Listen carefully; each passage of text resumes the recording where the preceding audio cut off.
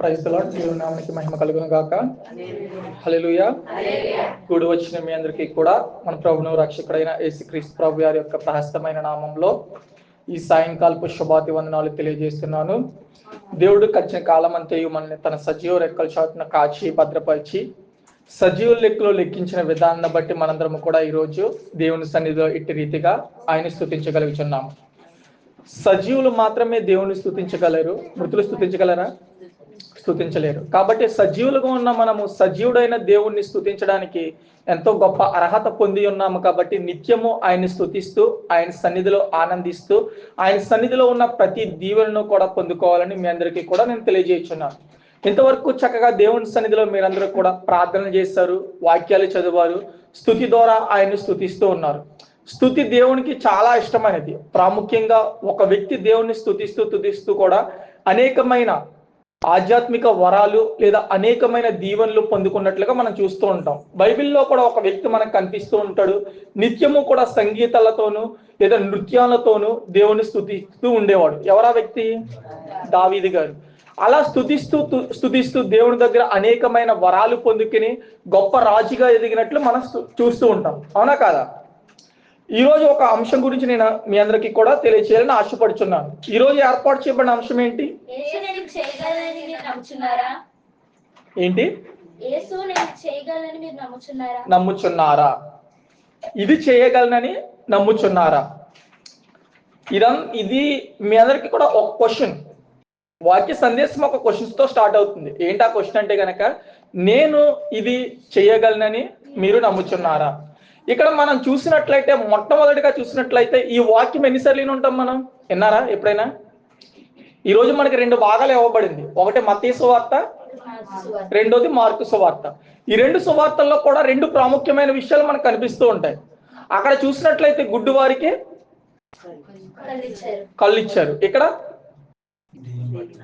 దెయ్యం పట్టిన వారిని విడుదల కలుగజేసినట్లు మనం చూస్తూ ఉంటాం. అయితే ఈ రెండిట్లో మధ్య వ్యత్యాసం మనం గమనించగలిగితే, మొట్టమొదటిగా మనం చూసినట్లయితే ఈ మాటలన్నీ కూడా, బైబిల్లో ఉన్న ప్రతి మాట కూడా అప్పుడు రాయబడిన కాలంలో ఉన్నప్పటికీ కూడా అది మన హృదయాలకు అన్వయించుకుని అది మన జీవితంలో ఏ విధంగా ఫలింపజేస్తుంది, ఆ వాక్య సందేశం ద్వారా, ఆ వాక్యం ద్వారా దేవుడు మనతో ఏం మాట్లాడుచున్నాడు, ఆ వాక్యం మనకి ఏ విధంగా ఉపయోగపడుతుంది అన్నది మనందరం కూడా తెలుసుకోవాల్సిన వారమై ఉన్నాం. అయితే ఇక్కడ చూసినట్లయితే మొట్టమొదటిగా ఈ వాక్యంలో మనం గమనించినట్లయితే కొన్ని మాటలు మనకు కనిపిస్తూ ఉంటాయి. ప్రాముఖ్యమైన మాట ఏంటంటే గనక నమ్మకం. దేని గురించి కనిపిస్తుంది? యేసుక్రీస్తు ప్రభువు కూడా అదే క్వశ్చన్ అడుగుతున్నారు. అక్కడ ఏం క్వశ్చన్ అడుగుతున్నారు? నేను ఇది చేయగలనని చెప్పేసి మీరు నమ్ముచున్నారా? నమ్మకం కావాలంటే ఏం కావాలి? మొట్టమొదటిగా విశ్వాసం కావాలి. అవునా? విశ్వాసం లేకుండా నమ్మగలమా? నమ్మలేదు. విశ్వాసం అనేది ప్రతి ఒక్కరికి కూడా ప్రాముఖ్యమై ఉన్నది. అవునా కదా? ఇప్పుడు మనందరము కూడా దేవుణ్ణి ఆరాధిస్తున్నాం. దేవుడు ఉన్నాడని నమ్ముతున్నామా? నమ్ముతూనే కదా దేవుణ్ణి ఆరాధించగలం, లేకపోతే ఆరాధించగలమా?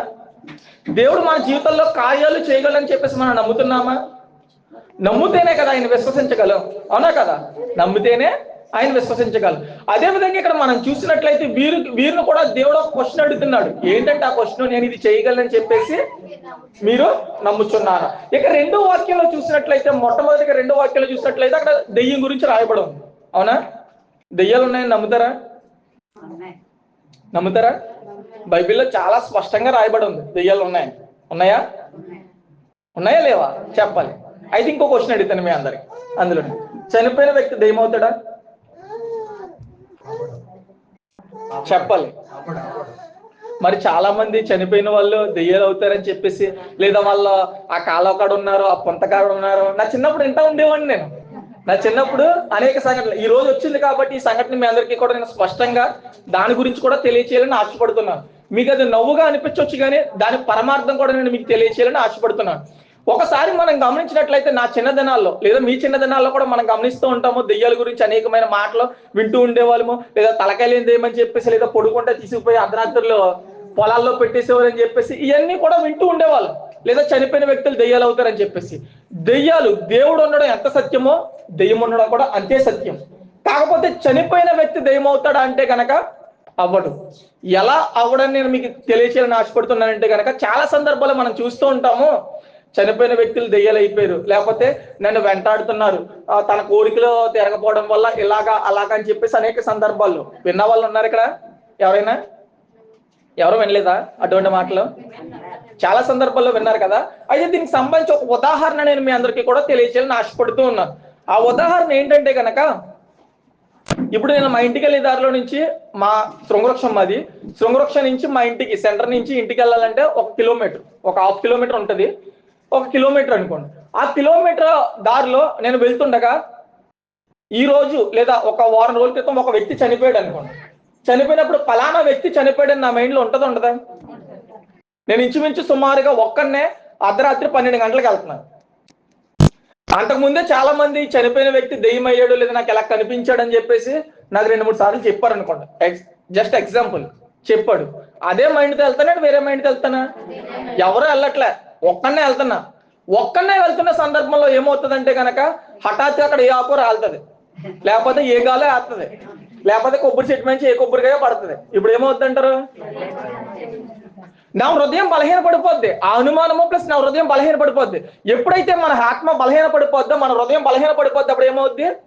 సాతానికి చోటు ఇచ్చినట్టు లేదా సాతానికి అవకాశం ఇచ్చినట్టు అయిపోతుంది. ఎప్పుడైతే ఇదంతా కూడా సాతాను గమనిస్తూ ఉంటుందో, అతని రూపంలో రావాలంటే సాతానికి ఏమన్నా పెద్ద విచిత్రమా? భూమి మీద సర్వాధికారులు కలిగి ఉన్న ఈ సాతాను ఒక చనిపోయిన వ్యక్తి రూపంలో రావాలంటే పెద్ద ఏమైనా కష్టం అంటారా? అతని రూపంలో మనల్ని భయపెట్టాలంటే ఏమైనా కష్టం అంటారా? అందుకని ఇక్కడ దెయ్యాల గురించి కూడా ఇక్కడ రాయబడినట్లు మనం చూస్తుంటాం. చనిపోయిన వ్యక్తి దెయ్యం అవడం కాదు, కానీ మన ఆ భ్రమతో లేదా అదే ఊహతో మనం నడుచుకుంటూ వెళ్ళడం, లేదా అదే ఊహతో మనం ఆలోచించుకుంటూ ఉండడం వల్ల సాతాను ఏం చేస్తుందంటే ఆ భ్రమలోకి తీసుకొచ్చి వాళ్ళందరినీ కూడా దాంట్లో ఏం చేస్తుంది? ఈ చనిపోయిన వ్యక్తి దెయ్యం అయిపోయాడు, మనల్ని పట్టి పీడిస్తున్నాడు అని చెప్పేసి అనేక సందర్భాల్లో మనం భయపడుతూ ఉంటాం. అయితే చనిపోయిన వ్యక్తి దెయ్యం అవడం కాదు, కానీ దేవుడు ఉండడం ఎంత సత్యమో సాతాను ఉండడం కూడా అంతే సత్యము. సాతాను శిష్యులుగా పిలువబడుతున్న వీరందరూ కూడా ఈ లోకంలో సంచరిస్తూ దెయ్యాలుగా పిలువబడుతూ ఉంటారు. దాని గురించే పరిశుద్ధ గ్రంథంలో కూడా స్పష్టంగా రాయబడి ఉంది. ఇక్కడ మనం చూసినట్లయితే మొట్టమొదటిగా నేను ఇది చేయగలనని చెప్పేసి మీరు నమ్ముచున్నారా అని ఆ మాట కనిపిస్తుండగా దాని కింద ఇంకా కొన్ని మాటలు మనకు కనిపిస్తూ ఉంటాయి. మార్కు సువార్త తీయండి ఒకసారి. మార్కు సువార్త 9వ అధ్యాయము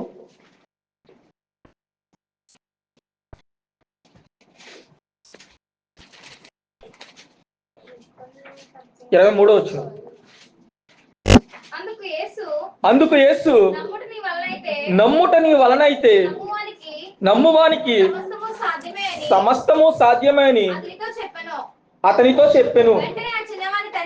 వెంటనే ఆ చిన్నవాని తండ్రి నమ్ముచున్నాను, నాకు అపనమ్మకము కలగకుండా సహాయము చెయ్యమని బిగ్గరగా చెప్పెను.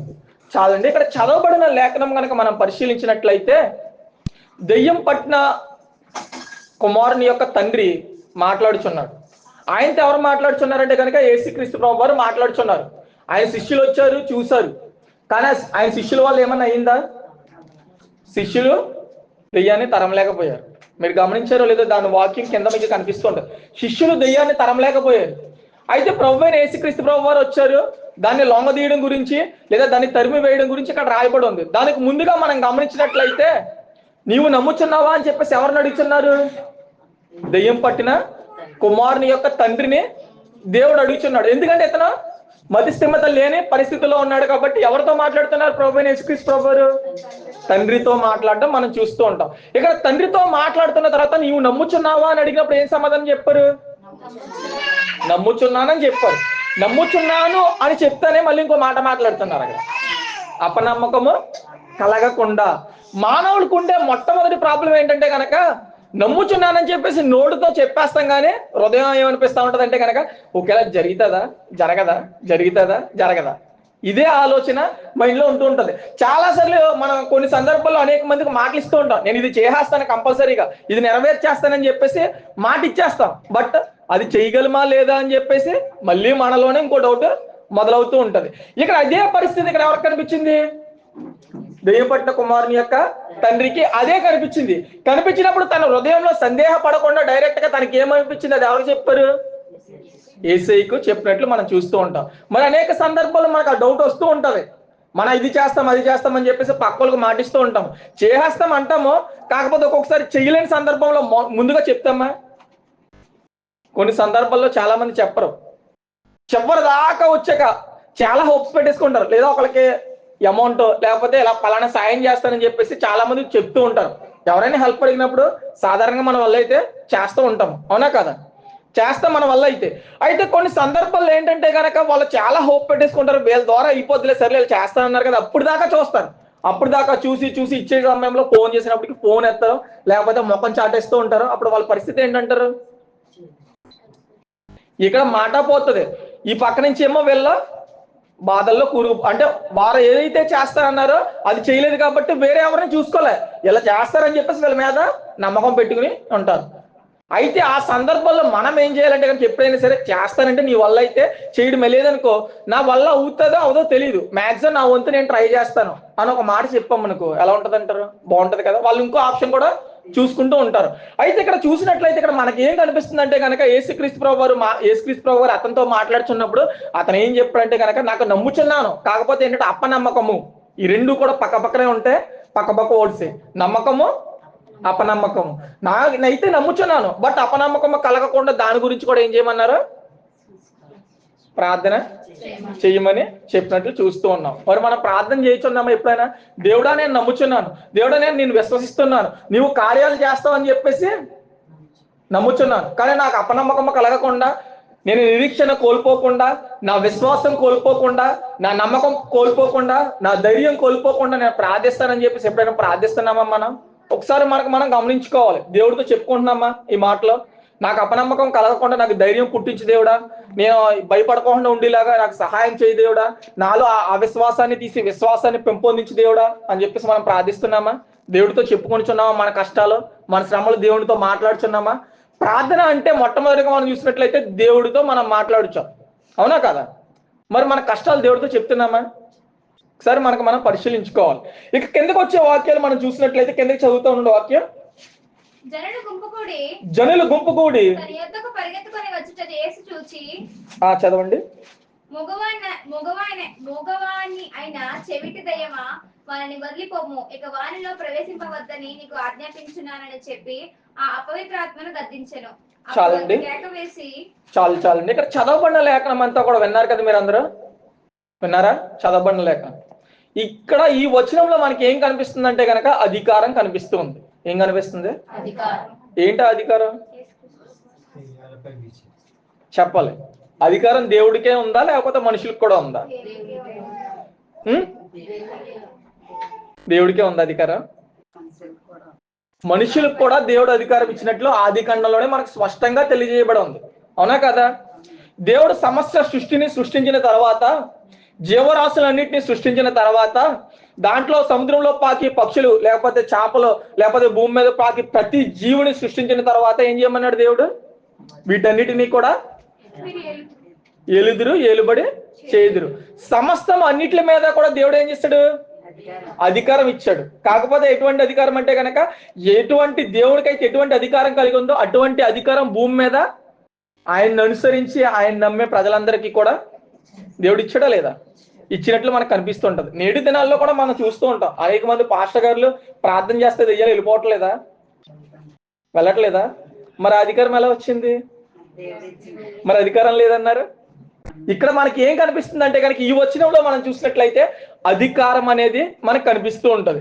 అది ఎటువంటి అధికారం అంటే కనుక, దేవుడు ఏ కార్యాలు అయితే చేయగలడో అటువంటి అధికారాన్ని దేవుణ్ణి విశ్వసించు ప్రతి ఒక్కరికి కూడా దేవుడు దయచేసినట్లు మనం చూస్తూ ఉంటాం. అయితే ఇక్కడ దెయ్యాన్ని దేవుడు ఏ విధంగా ఆజ్ఞాపించాడు? అతనిలో మళ్ళీ ప్రవేశించవద్దని చెప్పేసి ఆజ్ఞాపించినట్లు మనం చూస్తూ ఉన్నాం, అవునా? అంటే అక్కడ ఏం కనిపిస్తుంది? ఆజ్ఞ. మనం ఒకళ్ళ మీద ఆజ్ఞ ఇవ్వాలంటే ఏంటి? అధికారం ఉంటేనే కదా. ఇప్పుడు ఎవరైనా ఒక మంచి పొజిషన్లో ఉన్నారు, లేదా మంచి రాజకీయ పార్టీలో ఉండి, లేకపోతే మంచి స్కూల్లో ఒక టీచర్ కింద ఉన్నారు, పిల్లలందరి మీద అధికారం చలాయించగలమా లేదా? టీచర్ చెప్పినట్లు ఎవరు చేయాలి? పిల్లలందరూ చేయాలి. ఎందుకంటే పిల్లల కన్నా అధికార పొజిషన్లో ఎవరు ఉన్నారు? టీచర్ గారు ఉన్నారు, అవునా? అదే విధంగా ఇక్కడ చూసినట్లయితే దేని మీద దేవుడు అధికారం చలాయిస్తారంటే కనుక సమస్త భూమి మీద, అదేవిధంగా భూమి మీద ఉన్న సమస్త జీవరాశుల మీద, అదేవిధంగా సాతాను మీద కూడా, దెయ్యాల మీద కూడా దేవుడు అధికారం చలాయించగలడు. అదే అధికారం దేవుడు మనకు కూడా అనుగ్రహించాడు. మరి దాన్ని మనం పొందుకునే వారిగా ఉన్నామా, లేకపోతే ఏ స్థితిలో ఉన్నాం? ఒక్కసారి మనం పరిశీలించుకోవాలి. ఎందుకంటే కనుక మనం పరిశీలించినట్లయితే మొట్టమొదటిగా చూసినట్లయితే విశ్వాసం ఉంటే ఏమొస్తుంది? నమ్మకం వస్తుంది. నమ్మకం వస్తే ఏమొస్తుంది? మనం చేయగలమనే ఒక ఆశ, లేకపోతే అధికారం అనేది. దేవుడితో మన నిత్యము కూడా నడుస్తూ ఉంటే, దేవుడితో మన సహవాసం కలిగి జీవిస్తూ ఉంటే కనుక ఏమవుతుందంటే కనుక దేవుడు ఏదైతే పొందుకున్నాడో, ఎటువంటి అధికారం అయితే కలిగి ఉన్నాడో, ఎటువంటి సూచక్రియలు అయితే చేశాడో అవన్నీ కూడా మనం చేయగలమా లేదా? ఇక్కడ మనం చూస్తూ ఉన్నట్లయితే యేసుక్రీస్తు ప్రభువారు ఈ లోకాన్ని విడిచి వెళ్ళిన తర్వాత యేసుక్రీస్తు ప్రభువారు ఎన్ని అద్భుత కార్యాలు అయితే చేశారో, ఎన్ని ఆశ్చర్య కార్యాలు అయితే చేశారో అవన్నీ తన శిష్యులు చేశారా లేదా? చేసుకుంటూ వచ్చినట్లు మనకు కనిపిస్తూ ఉంటది. అయితే ఇక్కడ ఈ దెయ్యం వెళ్ళిపోయింది. దేవుడు ఆజ్ఞాపించిన తర్వాత దెయ్యం వెళ్ళిపోయినట్లు మనం చూస్తూ ఉంటాం. చివరి వచనాలు చదవండి. 28వ వచనం చదవండి. ఆయన ఇంటిలోనికి వెళ్ళిన తరువాత ఆయన శిష్యులు మేము ఎందుకు ఆ దెయ్యమును వెళ్ళగొట్టలేకపోతుమని ఏకాంతమున ఆయన అడిగిరి. అందుకు ఆయన ప్రార్థన వలననే గాని మరి దేని వలననైనను ఈ విధమైనది వదిలిపోవుట అసాధ్యమని వారితో చెప్పెను. అక్కడ ఫుట్ నోట్ లో 2 అని చూడండి. అక్కడ కింద ఏం రాయబడి ఉంది? ఉపవాసం. దీని వలన ఒకటి ప్రార్థన, రెండవది ఉపవాసం. ఈ క్వశ్చన్ ఎవరు అడుగుతున్నారు? ఇప్పుడు మీరు చదివారు కదా, ఎవరు అడుగుతున్నారు? యేసుక్రీస్తు ప్రభు వారిని అడుగుతున్నారు. మొట్టమొదటిగా ముందుగా చెప్పాను కదా మీకు ఈ మాట. శిష్యులు వెళ్ళగొట్టగలిగారా దెయ్యాన్ని? అక్కడ యేసుక్రీస్తు ప్రభు వారు ఉన్నారు. ఆ దెయ్యాన్ని వెళ్ళగొట్టడానికి శిష్యులు వచ్చారా లేదా? వెళ్ళగొట్టగలిగారా? వెళ్ళగొట్టలేకపోయామని స్వయాన శిష్యులే చెప్పడం మనం చూస్తూ ఉన్నాం. శిష్యులే చెప్పినప్పుడు యేసుక్రీస్తు ప్రభువు వారికి సమాధానం ఇస్తున్నారు. వారిలో ఇంకా తగినంత ప్రార్థనా జీవితం లేకపోవడం, తగినంత ఏం లేదు విశ్వాసము. అదే విధంగా ఇది పోవాలంటే కనుక ఉపవాసంతో కూడిన ప్రార్థన అవసరం అని చెప్పేసి దేవుడు స్పష్టంగా తెలియజేస్తున్నారు. మరి అటువంటి ప్రార్థన, అటువంటి నమ్మకం, అటువంటి విశ్వాసం మనలో ఉందా? ఒక సమయంలో యేసుక్రీస్తు ప్రభువు వారు సముద్రంలో ప్రయాణిస్తున్నారు. గొప్ప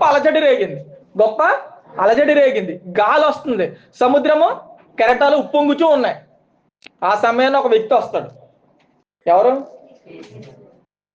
ఆల్రెడీ సముద్రంలో యేసుక్రీస్తు ప్రభువు ప్రయాణిస్తూ ఉంటారు. శిష్యుల్లో ఒకరు వస్తారు. చెప్పాలి, పేతురు. అవునా? పేతురు వస్తారు. యేసుక్రీస్తు ప్రభువు వారిని చూసి ఎక్కడికి వెళ్తారు? నీళ్ళలోకి నడుచుకుంటూ వెళ్తారు. యేసుక్రీస్తు ప్రభువు వారిని చూస్తున్నంతసేపు కూడా బానే నడుచుకుంటూ చక్కగా వెళ్ళిపోతాడు. చక్కగా వెళ్ళిపోయిన తర్వాత ఎప్పుడైతే తన కింద చూస్తాడో, ఎందుకు చూసాడంటాడు కిందకి? అపనమ్మకం. యేసుక్రీస్తు ప్రభువు వారు కూడా అక్కడ చెప్తారు, అపనమ్మకం వల్ల తను పడిపోతున్న సందర్భాల్లో ఎవరు చెయ్యిచ్చి లాగారు? యేసుక్రీస్తు ప్రభువు వారు చెయ్యి పట్టి లాగినట్లు మనం చూస్తాం. అనేక సందర్భాల్లో మనకు కూడా అపనమ్మకం కలుగుతున్నప్పటికీ కూడా ఆయన చెయ్యిని కనుక విడవకపోతే దేవుడు మళ్ళీ తిరిగి నీకు విశ్వాసాన్ని పుట్టించి వాడిగా ఉన్నానని చెప్పేసి దేవుడు సెలవిస్తూ ఉన్నాడు. మరి అనేక సందర్భాలు ఆ విశ్వాసాన్ని లేదా అపనమ్మకం కలుగుతున్నప్పుడు మనం ఏం చేయాలి? అపనమ్మకం కలగకుండా ప్రార్థిస్తూ ఉండాలి. ఎప్పుడైతే అలా ప్రార్థిస్తూ ఉంటామో దేవుడు మళ్ళీ తిరిగి తన చెయ్యి చాచి నిన్ను తన యొద్దకు చేర్చుకుంటానని చెప్పేసి దేవుడు సెలవిస్తున్నాడు. అక్కడ ఇప్పుడు నేను చెప్పిన సందర్భంలో కూడా దేవుడు గాలిని ఏం చేశాడు?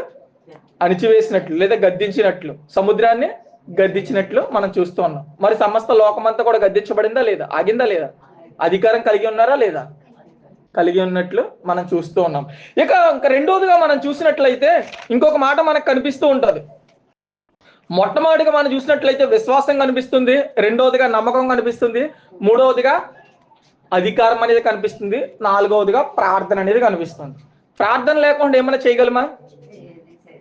యేసుక్రీస్తు ప్రభువు వారు ఏ విషయం చేసినప్పటికీ కూడా ప్రార్థన చేసినట్లు మనం చూస్తూ ఉన్నాం.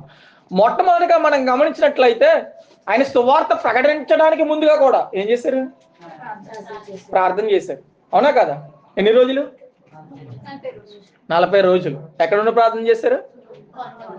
అరణ్యంలో ఉండి కొండ గృహలో 40 రోజులు ఉపవాసం ఉండి ప్రార్థన చేసినప్పుడు సాతాను జయించినట్లు మనం చూస్తూ ఉన్నాం. సాతాను అనేకమైన ఎత్తుగళ్ళు వేస్తూ ఉంటది. అవునా కదా? ఆ సందర్భంలో దేవుడు ఉపవాసం ఉండి ప్రార్థన చేసే కదా జయించారు. ఇక్కడ దెయ్యాలను కూడా ఎలా వెళ్ళగొట్టారని చెప్పేశారు? ఉపవాసం ఉండి ప్రార్థన చేసినట్లే మనం చూస్తూ ఉన్నాం. ఇక తర్వాత శిష్యులు చేశారా లేదా? అవన్నీ అనుసరించారా లేదా? దేవుని శిష్యులుగా పిలువబడుతున్న వీరందరూ కూడా తర్వాత దేవుణ్ణి అనుసరిస్తూ యేసుక్రీస్తు ప్రభువారు ఏ కార్యాలు అయితే చేశారో, ఏ అద్భుత క్రియలు అయితే చేశారో ఇవన్నీ కూడా వారు కూడా చేసినట్లు మనం చూస్తూ ఉన్నాం.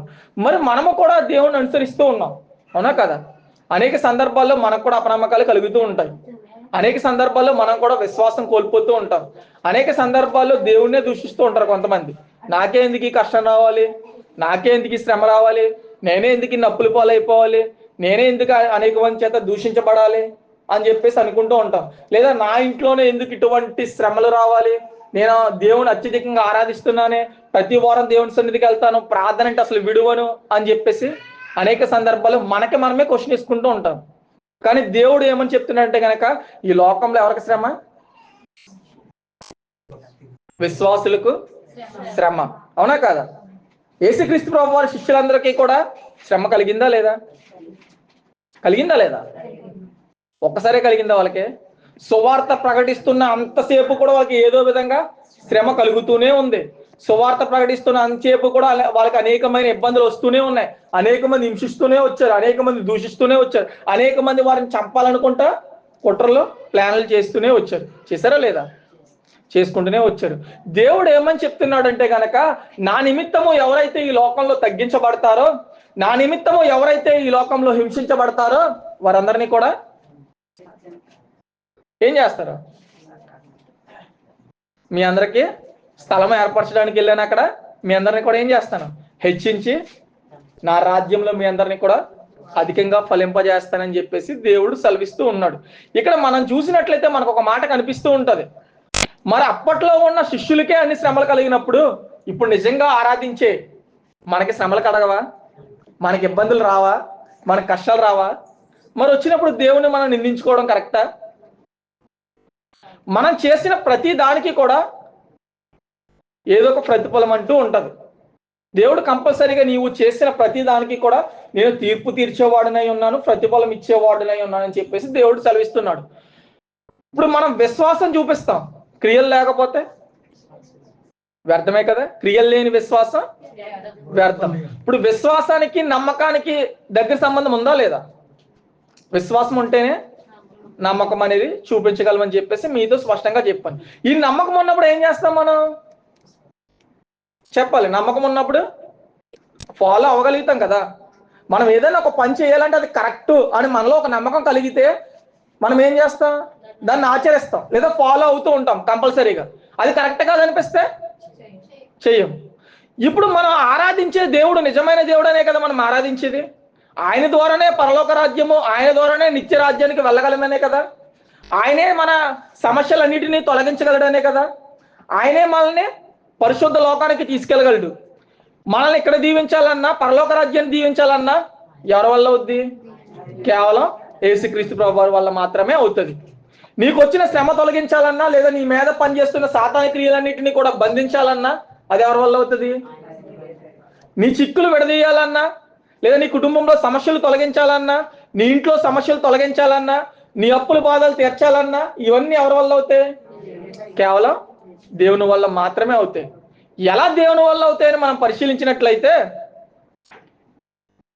దానికి ఒక మాట మీ అందరికీ తెలియాలని ఆశపడుతూ ఉన్నాను. దేవుడు స్వయంగా వచ్చి చేస్తాడా? అది ఎలా అవుతుందని దీని గురించి అడగాలనుకున్నాను. దేవుడు స్వయంగా వచ్చి చేస్తాడా? ఇక్కడ స్వయంగా వచ్చి చేసినట్లు మనకు కనిపిస్తూ ఉంది. ఈ రోజు మనకి ఇవ్వబడిన 2 అంశాల్లో కూడా గుడ్డివారిని యేసుక్రీస్తు ప్రభువారు ముట్టి స్వయంగా ఆయనే స్వస్థపరిచినట్లు మనం చూస్తూ ఉన్నాం. ఇక్కడ దెయ్యం పట్టిన వారిని కూడా ఎవరు స్వస్థపరిచారు? ఆ టైంలో యేసుక్రీస్తు ప్రభువారు అక్కడ అవైలబుల్లో ఉన్నారు కాబట్టి ఆ టైంలో యేసుక్రీస్తు ప్రభువారు చాలా అద్భుత కార్యాలు చేశారు. చేసినప్పటికీ కూడా ఎక్కడా కూడా ఆయన పేరు ప్రఖ్యాతుల కోసం చేసినట్లు మనకు పరిశుద్ధ గ్రంథంలో ఎక్కడా కూడా కనిపించదు. ఆయన ఓన్లీ సువార్తలో భాగంగానే అవన్నీ చేసుకుంటూ వెళ్ళినట్లు మనం చూస్తూ ఉన్నాం, అవునా కాదా? అయితే ఇక్కడ మనం గమనించినట్లయితే దేవుడు కూడా ఏదైనా కార్యము చెయ్యాలి అంటే కనుక నీ యందు దేవుడు మొట్టమొదటిగా ఏం చేస్తాడంటే కనుక గురి పెట్టి నిన్ను చూస్తూ ఉంటాడు. నీవు విరిగి నలిగిన హృదయంతో నీవు దేవుని యందు విశ్వాసం కలిగి ఉన్నావా? నీ విశ్వాసం ఎంతవరకు? నీ ఓర్పు ఎంతవరకు? అంటే మళ్ళీ శ్రమ వస్తే గనక, మళ్ళీ ఇబ్బంది వస్తే గనక, మళ్ళీ కష్టం వస్తే గనక ఒకవేళ దేవుని విడిచి వెళ్ళిపోతావేమో అని చెప్పేసి చాలా సందర్భాల్లో దేవుడు పరీక్షిస్తూ ఉంటాడు, అవునా కదా? ఆ విధంగా ఎవరిని పరీక్షించారు బైబిల్లో? యోబు గారిని పరీక్షించినట్లు మనం చూస్తూ ఉన్నాం. అవునా? పరీక్షించిన తర్వాత యోబు గారు ఏమైపోయారు? మొదటి పొందిన దానికంటే రెండింతల ఆశీర్వాదము పొందినట్లు మనం చూస్తూ ఉన్నాం. ఇప్పుడు గనక మనం పరిశీలించినప్పుడు, దేవుడు పరిశీలించినప్పుడు ఆ నమ్మకత్వాన్ని గనక మనం కలిగి ఉంటే గనక నీవు మొదట కోల్పోయిన దానికన్నా, నీవు మొదట ఎంతైతే నువ్వు సహించుకున్నావో అంతకన్నా గొప్ప ఆనందాన్ని, గొప్ప సంతోషాన్ని దేవుడు కలుగజేస్తూ నీ జీవితంలో, నీ కుటుంబంలో గొప్ప ఆశీర్వాదాలు కుమ్మరించాలని చెప్పేసి దేవుడు ఆశపడుతూ ఉన్నాడు. ఇక్కడ కూడా వీరు మంచి ఆశీర్వాదాలు, అంటే ఎప్పటి నుంచో చిన్నప్పటి నుంచి దెయ్యంతో బాధపడుతున్న చిన్నవాడు గొప్ప ఆశీర్వాదాన్ని పొందుకున్నాడా లేదా? గుడ్డివారి పరిస్థితి ఏంటంటారు? వారి లోకాన్ని చూడాలన్నా, ఎవరితో అన్నా చక్కగా స్నేహ సంబంధంగా నడుచుకుంటూ, లేదా వారితో జీవించాలన్నా, వారు ఏదన్నా చదవాలన్నా, లేకపోతే వారి ప్రకృతి అందాలు చూడాలన్నా వారికి ఏం కావాలి? చూపు కావాలి. అవునా కదా? వారు చేసిన కృతజ్ఞతను మర్చిపోయారా? మర్చిపోలే. దేవుడు చేసిన అద్భుత కార్యాలను అనేక మందికి దేవుడు చెప్పొద్దన్నా కానీ అనేక మందికి చాటి చెప్పినట్లు మనం చూస్తూ ఉన్నాం. మన జీవితాల్లో కూడా చాలా సందర్భాల్లో దేవుడు అనేకమైన అద్భుత కార్యాలు చేస్తే దేవుని సన్నిధికి వచ్చి ఒక సాక్ష్యం చెప్పుకోవడానికి ఏం చేస్తామంటే కనుక భయపడ్డమో, లేకపోతే సాక్ష్యం చెప్పాలా అని చెప్పేసి ఆలోచిస్తూ వెనకాలే ఆగిపోతూ ఉంటాం. అయితే దేవుడు ఏమని సెలవిస్తున్నాడు అంటే కనుక, సాక్ష్యం చెప్పడం వల్ల ఏమవుతుందంటే కనుక దేవుడి నామము మహిమపరచబడుతుంది. అనేక మంది దేవుడు నీ జీవితంలో ఎటువంటి గొప్ప కార్యం అయితే చేశాడో ఆ గొప్ప కార్యాన్ని చూసి నీవు కూడా దేవుని సువార్త ప్రకటించడానికి ఒక అవకాశం. అక్కడ దేవుని పరిచర్య చేస్తూనే నీవు దేవుని వాక్యం చెప్పలేకపోవచ్చు, ఎదరకొచ్చి ప్రార్థన చేయలేకపోవచ్చు, ఎదరకొచ్చి వాక్యం చదవలేకపోవచ్చు, కానీ ఒక సాక్ష్యము చెప్పడం ద్వారా నీవు దేవుణ్ణి ఎంతగానో మహిమపరిచినట్లు. దేవుడు ఏం చేస్తాడు కనుక, నేను చేసిన ఉపకారాలు ఎవరైతే మరవకుండా వాటిని స్మరణ తెచ్చుకుంటూ, జ్ఞాపకం చేసుకుంటూ అనేక మధ్యలో సాక్ష్యం ఇస్తారో వారిని ఏం చేస్తాను? మునుపటి కంటే అధికంగా దీవిస్తానని చెప్పేసి దేవుడు సెలవిస్తున్నాడు. మరి దేవుడు మన జీవితంలో చేసిన కార్యాలను బట్టి మనం ఎప్పుడైనా దేవునికి సాక్ష్యాలు చెప్తూ కృతజ్ఞతాస్తుతులు చెల్లించామా? ఒకసారి మనం పరిశీలించుకోవాలి. అనేక దిక్కులు నేను చూస్తూ ఉంటాను. చక్కగా వాక్యం అయిపోయిన తర్వాత, లేదా ప్రార్థన అయిపోయిన తర్వాత, లేదంటే 3 రోజులు ఉపవాస ప్రార్థనలు పెట్టుకుంటారు, లేదంటే ఇలా 40 రోజులు శ్రమకాల ప్రార్థనలు అయిన తర్వాత వారు ప్రార్థనా జీవితంలో మొట్టమొదటిగా ప్రారంభించినప్పుడు ఏ తీర్మానం అయితే తీసుకున్నారో ఆ తీర్మానం కనుక నెరవేరితే దేవుని సన్నిధిలో చక్కగా దేవుడికి కృతజ్ఞతాస్తుతులు చెల్లిస్తూ, దేవుడు నీవు ఇచ్చేదాన్ని లెక్క చేయడు ఎప్పుడు కూడా. అవునా కదా? నీవు ఎంతైనా ఇవ్వచ్చు, ఎంత ఇచ్చినప్పటికీ కూడా సర్వ సంపదలన్నీ కూడా ఎవరి దగ్గర ఉన్నాయి?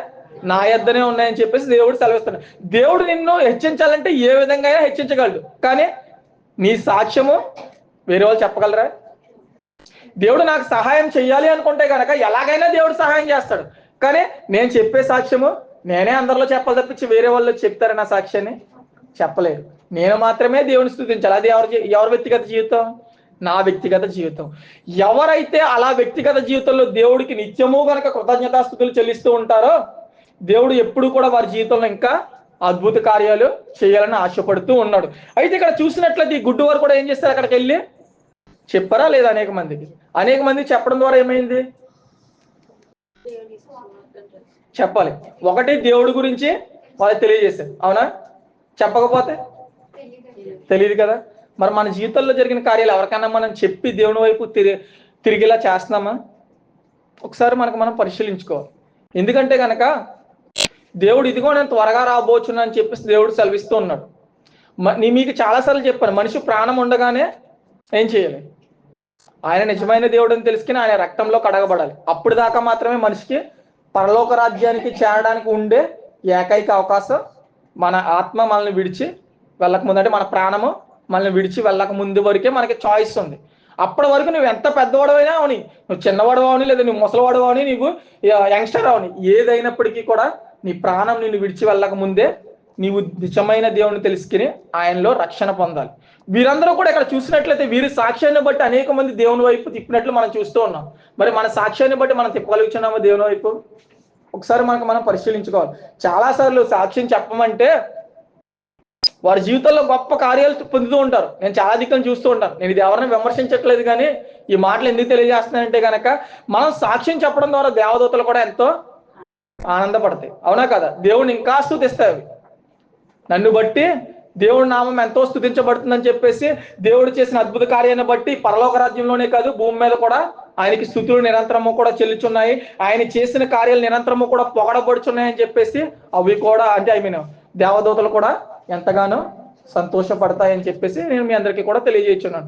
ఇక్కడ వీరు ఏ విధంగా అయితే అద్భుత కార్యాలు పొందుకున్నారో, ఏ విధంగా అయితే వీరందరూ కూడా అద్భుత క్రియలను చూసారో, అటువంటి అద్భుత క్రియలన్నింటినీ కూడా మనం చూడాలంటే మొట్టమొదటిగా ఏం చేయాలంటే కనుక, ఒకటి నమ్మాలి, రెండోది విశ్వాసం కలిగి ఉండాలి, ఆయన అధికారాన్ని మనము అంగీకరించాలి, అవునా కదా? నాలుగవది ప్రార్థన చేయాలి. ఎలాంటి ప్రార్థన చేయాలంటారు? విరిగి నలిగిన హృదయంతో ఉపవాస ప్రార్థన కలిగి ఉండి చేయాలి. ఉపవాస ప్రార్థన ద్వారా బైబిల్లో ఎన్నో పోయినట్లు మనం చూసామా లేదా?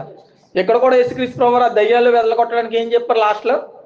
ఇది ఎలా సాధ్యమైంది? ఉపవాస ప్రార్థన వల్ల సాధ్యమైనట్లు మనం చూస్తూ ఉన్నాం. దేవుడు ఒకసారి చేసిన తర్వాత, యేసుక్రీస్తు ప్రభువు చనిపోయిన తర్వాత శిష్యులు చేశారా లేదా అటువంటి కార్యాలన్నీ? చేసినట్లు మనం చూస్తూ ఉన్నాం. అట్టి విధంగా దేవుడు ఏం చేశాడంటే కనుక మనల్ని కూడా దీవించాడు. సర్వ సృష్టికి ఏం చేయమన్నాడు? నా సువార్తను ప్రకటించి సర్వ సృష్టిని ఎలా తయారు చేయమన్నాడు దేవుడు? ఆయన చనిపోయిన తర్వాత నా శిష్యులుగా చేయన్నాడు. అప్పుడు యేసుక్రీస్తు ప్రభువు ఉన్నప్పుడు ఆ 12 మంది శిష్యులనే కాదు, సర్వ లోకాన్ని కూడా నా శిష్యులుగా తయారు చేయమన్నాడు. అంటే నా శిష్యులుగా తయారు చేయమన్నారంటే అర్థం ఏంటి అక్కడ? ఆ శిష్యులు ఏ కార్యాలు అయితే చేస్తారో ఆ కార్యాలు ఇప్పుడు మనం చేయగలమా లేదా? చేయగలం. ఎలా చేయగలమంటే కనుక చెప్పాలి. ఇప్పుడున్న పాస్టర్లు చెయ్యట్లేదా? చేయలేమని చెప్తున్నారు కదా, చెయ్యట్లేదా కొంతమంది పాస్టర్ గారులు? జరుగుతలేదా వాళ్ళ ప్రార్థన చేస్తుంటే? ఎలా జరుగుతున్నాయి అంటారు? విశ్వాసం చేత, నమ్మకం చేత దేవుడు వారిని గురిపెట్టి చూస్తూ ఉన్నాడు. దేవుడు ఒక మాట చెప్తూ ఉన్నాడు. నేను చివరికి వచ్చాను ముగించడానికి. దేవుడు ఒక మాట చెప్తూ ఉన్నాడు. కొన్ని వరాలు అనేది కొంతమందికి దేవుడు ఇచ్చాడా లేదా?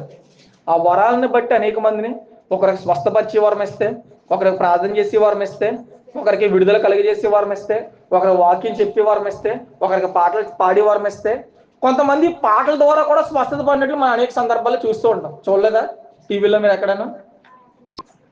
ఆరాధన జరుగుతున్నప్పుడు, దేవుని స్తుతిస్తున్నప్పుడే అనేకమైన విడుదలను పొందుకున్నట్లు మనం చూస్తూ ఉంటాం, అవునా కదా? ఇవన్నీ మరి ఎలా జరుగుతుంది? మరి మనం చేయలేమని మీరే అనేస్తున్నారు ఇప్పుడు. ఇవన్నీ కూడా కేవలం నమ్మకం, విశ్వాసాన్ని బట్టి. దేవుడు అందుకనే సర్వ సృష్టిని కూడా నా శిష్యులుగా తయారు చేయండి అని చెప్పేసి ఆయన చనిపోయి వెళ్తున్న దినాల్లో, ఆయన చనిపోయి ఈ లోకానికి వచ్చి మళ్ళీ ఎన్ని రోజులు ఉన్నారు? తిరిగి లేచిన తర్వాత ఎన్ని రోజులు ఉన్నారు చెప్పాలి? 40 రోజులు. ఎన్ని రోజులు? 40 రోజులు ఉండి తిరిగి వెళ్ళిపోతున్నప్పుడు శిష్యులతో మాట్లాడుతూ అక్కడ మాట్లాడిన మాట ఏంటంటే కనుక, సర్వ సృష్టికి నా సువార్తను ప్రకటించి సర్వజనులను నా శిష్యులుగా చెయ్యుడి. ఇప్పుడు ఈ శిష్యులు ఎటువంటి అధికారాలు లేదా ఎటువంటి నమ్మకం అయితే పొందుకున్నారో, శిష్యులు ఎంత విశ్వాసం కలిగి ఉన్నారో, అటువంటి విశ్వాసాన్ని కనుక మనము కూడా కలిగి ఉంటే దేవుడు మన ద్వారా కూడా అనేకమైన కార్యాలు చేయించగలడా లేదా? అటువంటి కృప మనందరము కూడా పొందుకోవాలని మీ అందరికీ తెలియజేస్తూ నా ఈ కొద్ది మాటలు ముగిస్తున్నాను. దేవుడి కొద్ది వాక్యం దీవించును గాక. దయచేసి అందరూ కూడా తలలో ఉంచండి, ప్రార్థన చేసుకుందాం. మోకరించగలిగిన వారు మోకరించండి. నీ విశ్వాసమే నిన్ను స్వస్థపరచును అనే మాటను జ్ఞాపకం చేసుకుంటూ ప్రతి ఒక్కరు కూడా ప్రార్థన చేయండి.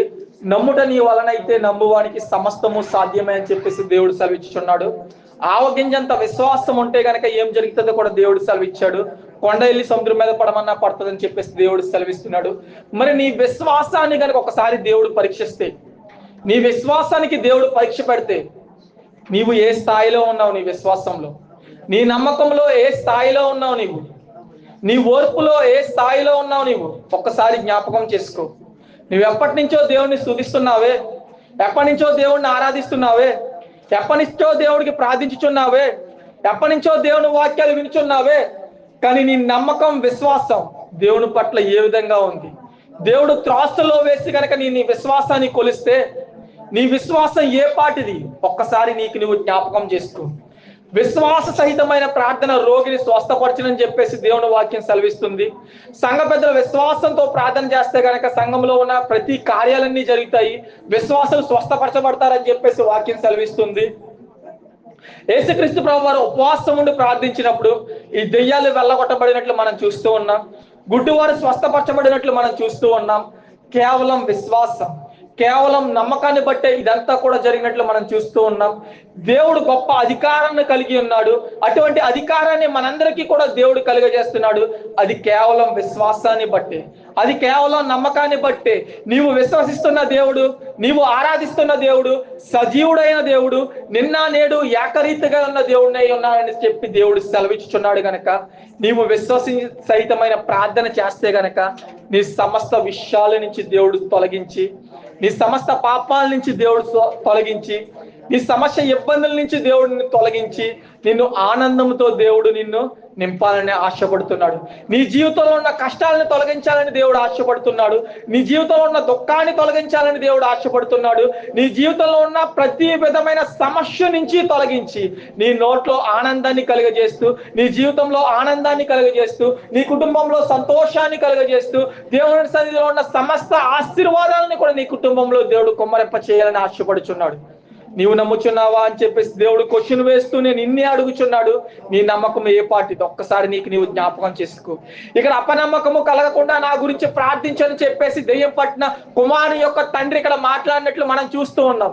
నీకు అనేక సందర్భాల్లో ఒకవేళ అటువంటి డౌట్ వస్తే, నీకు అనేక సందర్భాల్లో అటువంటి అపనమ్మకము కలిగితే గనక దేవుడికి ప్రార్థించు. దేవుడా, నాకు ఈ విషయంలో అపనమ్మకం కలుగుతుంది, నాకు అపనమ్మకము కలగకుండా నాకు విశ్వాసాన్ని కలుగజేయి, నాకు అపనమ్మకము కలగకుండా నాకు విశ్వాసాన్ని కలుగజేసి నీలో నన్ను దాచిపెట్టు, నీలో నన్ను నడిపించని నువ్వు ఎప్పుడైతే ప్రార్థిస్తావో దేవుడు ఆ అపనమ్మకాలన్నింటినీ కూడా తీసివేసి నీలో మునుపటి కంటే గొప్ప విశ్వాసాన్ని పెంపొందింపజేసి నీకు గొప్ప ఆశీర్వాదాలని దేవుడు ప్రకటించబోచున్నాడు. ప్రార్థించు. నీ ప్రార్థన వలనే సమస్త కార్యాలన్నీ కూడా జరిగినని చెప్పేసి దేవుడు సెలవిస్తున్నాడు గనక ప్రార్థించు. సర్వోన్నతుడైన దేవ, ప్రేమ కలిగిన తండ్రి, కృప కలిగిన యేసయ్య, ఈ రాత్రికాల సమయంలో మేమందరము కూడా కొద్ది మందిగా కూడి నీ సన్నిధిలో నిన్ను స్తుతిస్తూ మహిమపరుస్తూ తండ్రి దేవ, నీవు అలనాటి కాలంలో చేసిన అద్భుత కార్యాలని గురించి, నీవు అలనాటి కాలంలో దెయ్యాలను వదలగొట్టిన విషయాన్ని బట్టి, అలనాటి కాలంలో తండ్రి దేవేసి గుడ్డు వారిని స్వస్థపరిచిన విధానాన్ని బట్టి నీ వాక్యం ద్వారా మేము తెలుసుకుని ఉన్నాం ప్రభా. అవును ప్రభా, నమ్మకం ద్వారా, విశ్వాసము ద్వారా, నిన్ను స్తుతించడం ద్వారానే ఇవన్నీ జరుగుతున్నాయని చెప్పేసి నీ వాక్యం సెలవిస్తుంది ప్రభా. నీ వాక్యము నమ్మదగినది, నీ మాట నమ్మదగినది, నిన్న నేడు ఏకరీతిగా ఉన్న దేవుడు ప్రభా. అప్పుడు కాలంలో ఎటువంటి అద్భుత కార్యాలు అయితే చేస్తావో, ఎటువంటి అద్భుతాలు అయితే అక్కడ ఉన్న జనులందరూ పొందుకున్నారో ప్రభా యేసయ్య, ఈ కాలంలో కూడా మేము కూడా అటువంటి అద్భుత కార్యాలు మా జీవితంలో పొందుకుంటూ నీవే నిజమైన దేవుడు అని తెలుసుకుని, నీవే నిజమైన తండ్రి అని తెలుసుకుని ప్రభా యేసయ్య, నీ యందు నిత్యము కూడా విశ్వాసంతో నిన్ను స్తుతించి నీ సన్నిధిలో గడిపే భాగ్యాన్ని మా అందరికీ అనుగ్రహించండి ప్రభా. తండ్రి యేసయ్య, ఇక్కడ ఉన్న ప్రతి ఒక్కరి గురించి నేను ప్రార్థించుచున్నాను ప్రభా. ఎవరైతే దేని నిమిత్తం అయితే నీ సన్నిధిలో ప్రార్థించుచున్నారో ప్రభా యేసయ్య, చిన్నపిల్లలు మొదలుకొని వృద్ధుల వరకు జ్ఞాపకం చేసుకోండి ప్రభా. ప్రతి ఒక్కరిని కూడా స్వస్థపరచండి ప్రభా. వారి అక్కర్లు తీర్చండి ప్రభా, వారి అవసరాలను తీర్చండి ప్రభా. వారు వెళ్ళి వస్తున్న మార్గాల్లో తండ్రి యేసయ్య నీ కృపా క్షేమములు ఉంచి నడిపించండి ప్రభా. తండ్రి యేసయ్య, వారి కుటుంబంలో ఉన్న సమస్యల నిమిత్తం ప్రార్థించున్నాను ప్రభా. వారి జీవితంలో ఉన్న ఇబ్బందుల నిమిత్తం ప్రార్థించున్నాను ప్రభా. తండ్రి యేసయ్య, నమ్ముడు నీ వలనైతే నమ్మవానికి సమస్తము సాధ్యమని సెలవిచ్చావు ప్రభా. అటువంటి విశ్వాసంతో ప్రార్థించున్నాం ప్రభా. తండ్రి యేసయ్య, ఎవరైతే ఏ తీర్మానం అయితే తీసుకున్నారో నాకైతే తెలియదు ప్రభా. తండ్రి యేసయ్య, మొట్టమొదటి రోజు నుంచి 40 రోజులు గడిచేలోపు తండ్రి యేసయ్య వారి జీవితంలో ఆ తీర్మానాలు జరిగి ప్రభా యేసయ్య నీ సన్నిధిలో సాక్షులుగా నిలబడి, నీ సన్నిధిలో సాక్ష్యం చెప్పి నిన్ను స్తుతించే బిడ్డలుగా వారిని దీవించమని ప్రార్థించున్నాను ప్రభా. తండ్రి యేసయ్య, ఈ సంఘాన్ని దీవించి ఆశీర్వదించండి. ఈ సంఘాన్ని నడిపిస్తున్నటువంటి పాస్టర్ గారిని దీవించి జ్ఞాపకం చేసుకోండి ప్రభా. వారు అనేక చోట్ల తండ్రి యేసయ్య సువార్త ప్రకటించడానికి వెళ్ళుచుండగా వెళ్ళు మార్గంలో వచ్చు మార్గంలో మీ దేవదూతలను కావాలుగా ఉంచి ముందు మీరుండి వెనుక వారిని నడిపించి వారి సువార్తను దినదినము కూడా అభివృద్ధి పరచమని ప్రార్థించున్నాను ప్రభా. వారి కుటుంబాన్ని దీవించండి, వారి భార్యను బిడ్డలను దీవించండి ప్రభా. వారి తండ్రిని దీవించి ఆశీర్వదించండి ప్రభా. తండ్రి యేసయ్య, వారి కుటుంబం అంతటి చుట్టూ కూడా మీకు కావాలి దూతలను ఉంచమని ప్రార్థించున్నాను ప్రభా. సంఘము కూడా దినదినము నీలో అభివృద్ధి చెందుతూ సంఘములోకి అనేక మంది విశ్వాసులు వచ్చి ప్రభా యేసయ్య నిజమైన విశ్వాస సహితమైన ప్రార్థన చేస్తూ నీలో గొప్ప ఆశీర్వాదాలను పొందుకునే భాగ్యాన్ని అనుగ్రహించండి ప్రభా. తండ్రి యేసయ్య, వాక్యం వినడం ద్వారా తండ్రి యేసయ్య ఎవరైతే నీ వాక్యాన్ని గ్రహించి ఉన్నారో తండ్రి యేసయ్య ఆ వాక్యాన్ని విడిచిపెట్టకుండా తండ్రి యేసయ్య ఆ వాక్యానుసారంగా నడుచుకునే భాగ్యాన్ని అనుగ్రహించమని యేసు ప్రశస్తమైన నామములో అడిగి వేడుకొనుచున్నాను తండ్రి.